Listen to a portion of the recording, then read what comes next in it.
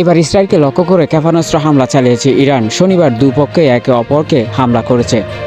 Israel এইসব হামলার বড় একটা অংশ প্রতিহত করার দাবি জানিয়েছে।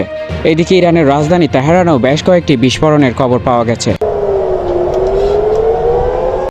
ইসরায়েলের তেল আবিব এবং জেরুজালেমে সতর্কতামূলক সাইরেনের শব্দ শোনা গেছে। সেই সাথে তেল আবিবের বিভিন্ন স্থানে ক্ষয়ক্ষতির চিত্র ফুটে উঠেছে।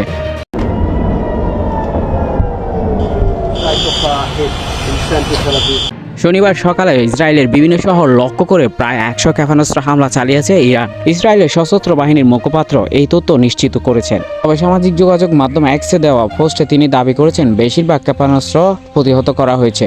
বিভিন্ন জায়গায় হামলায় আহত অন্তত 40 জনকে বিভিন্ন হাসপাতালে ভর্তি করা হয়েছে। ইসরায়েলি কর্তৃপক্ষ কেউ নিহত হওয়ার খবর না জানালেও ইসরায়েলের একজন পুলিশ কর্মকর্তার বরাত দিয়ে যুক্তরাষ্ট্র জানাচ্ছে একজন নিহত হয়েছে।